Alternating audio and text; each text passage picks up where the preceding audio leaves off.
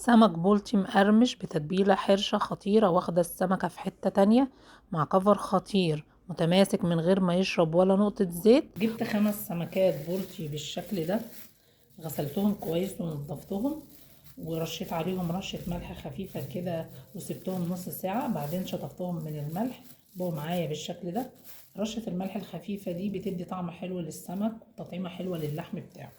علشان تجيبي سمك طازة ويكون طعمه حلو، هاتي سمكة تكون الخياشيم بتاعتها حمرا وعينيها بتلمع وبطنها فاضية، لما تدوسي عليها كده ما تبقاش عالية، تبقى فاضية ما فيهاش حاجة، يكون هتطلع السمكة لحمها ابيض وطازة بالشكل ده.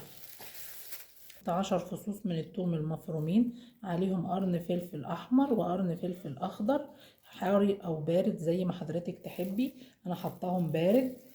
هضيف عليهم عصير ليمونتين كبار، معلقة ملح كبيرة مليانة، معلقة كمون مليانة، معلقة كزبرة، ربع معلقة صغيرة من الفلفل الأسود، ما بحبش أكتره عشان ما يغمقش لون السمك، نص معلقة صغيرة من الكاري بتدي طعم حلو للسمك، رشة صغيرة من الشطة، وهقلبهم مع بعض.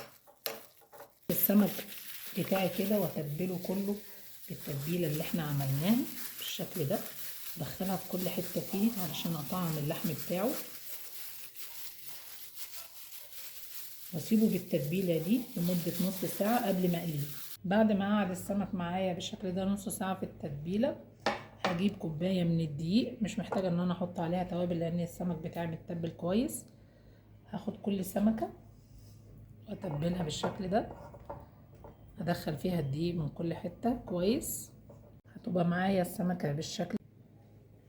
بعد ما غلفت السمك بتاعي بالشكل ده بالدقيق كله، هنعمل حاجة اسمها التلحيسة، دي اللي بيعملها مطاعم الأسماك، اللي بتخلي لون السمك ذهبي حلو ومقرمش من بره وطري من جوه.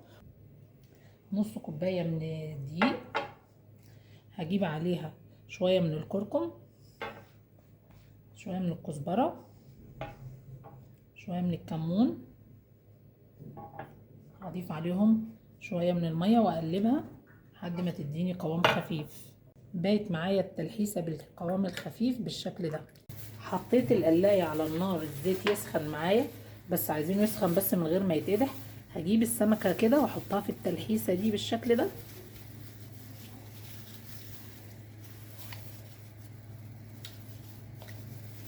واصفيها منها تماما، امسكها كده لحد ما تتصفى. سخن معايا الزيت بالشكل ده، هنزله فيها على نار هاديه.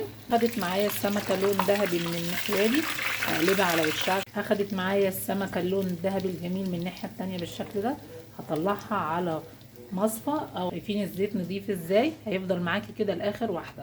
عايزه اوريكم شكل الزيت لاخر سمكه اهي، دي اخر سمكه ازاي الزيت نضيف ما فيهوش اي حروق ولا متحروق ولا دقيق ولا اي حاجه. تقدري تصفيه وتستخدميه مره تانية في قليه السمك، مرتين بس الزيت يستخدم، اكتر من كده بلاش. وكل السمك بتاعي لونه ذهبي فاتح حلو ومقرمش من بره طري من جوه. ده شكل السمك بتاعي بعد ما خلصنا قليه، سامعين صوت القرمشه، مقرمش من بره وطري من جوه.